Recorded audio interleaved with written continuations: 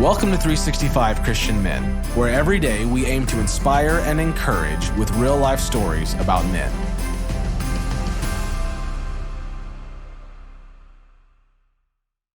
December 16th, Oliver Cromwell. Cromwell was a politician and a Puritan. He believed men could go directly to God without a go-between, and he was willing to defend this belief with his life. In the 1600s, civil war broke out in England, with Parliament fighting against the king. Cromwell led the Parliament army. The king believed in his divine right for absolute authority, and he used his station to try and eliminate the Puritans from England. Both the king and Parliament wanted control of the army. Like any civil war, it was hideous, a country's people fighting their own. On this date, in 1653, Cromwell became the Lord Protector of England, the title one uses to say, "I'm in charge," when the authority of the king has been denied. Cromwell's side won, and he lived to fight many more battles. His army loved him, Puritans like John Owen and John Milton supported him, and foreign rulers admired him. Still, many saw him as harsh, and of course the Royalists still hated him. Eventually, he died of malaria. 2 years after his death, the king's men dug up Cromwell's body, hanged it, cut off his head, and hoisted it on a pole at Westminster Hall. Today's story is about one of the battles of the Civil War. The duty to protect the marginalized and most vulnerable of society goes beyond all boundaries.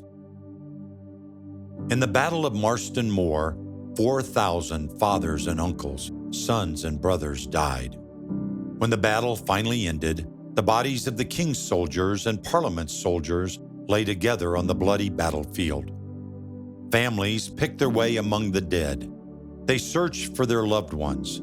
They wanted to bring them home after the hard-fought battle. With those families, Oliver Cromwell, a leader on the Parliament's side, walked that field. He thought of his nephew. During the battle, young Walton had been hit by cannon fire. Medical help had arrived, but failed to save the young man's life. Cromwell would have to write to his sister and brother-in-law. He would have to tell them their son Walton had died with dignity. As he walked between the bodies, Cromwell noticed a young woman ahead, stepping carefully among the fallen. She searched each of the faces. Clearly, she was looking for someone. This was no place for a young woman. Didn't she know the battlefield was a dangerous and gruesome place to be, even after the battle was over? Despite the military presence, looters still overran the fields. And if she were related to the king's men, the victorious Parliament soldiers might count her as an enemy. He hurried toward her. Whether friend or foe, for her own safety, she had to get off this battlefield. As he got near, she must have felt his presence. When she looked up and saw him, she became panic-stricken.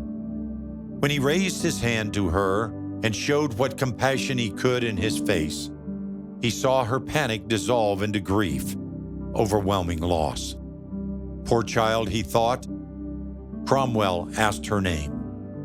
She was called Mary, wife of Charles Townley of Lancashire, who was from a prominent Catholic family and a member of the king's army that Cromwell's side had defeated the previous day.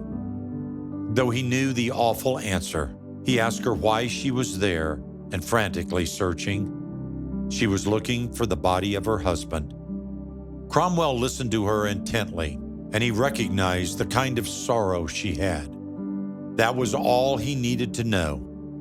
The woman could not bring her husband, Charles, back.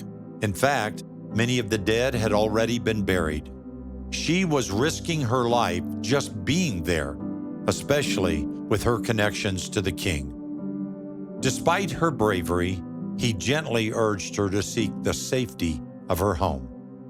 Not only could she be traumatized by the horrors of war, but she could easily be attacked or killed.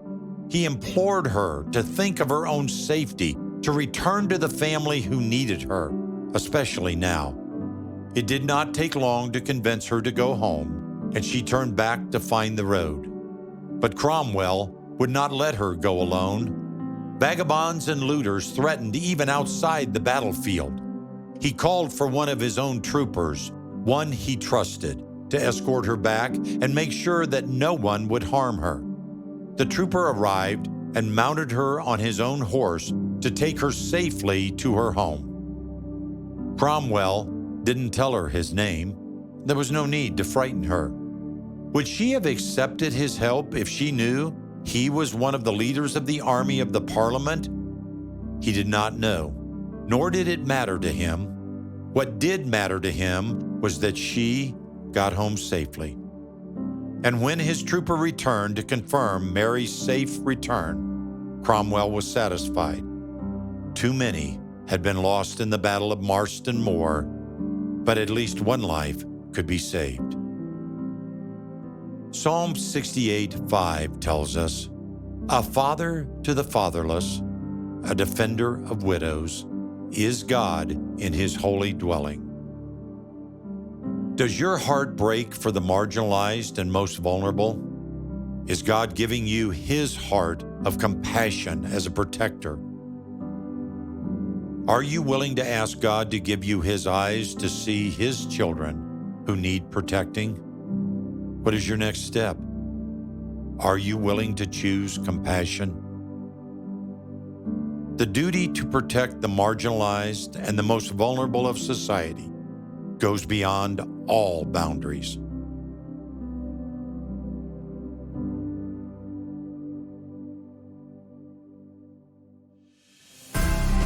Thank you for listening to today's story.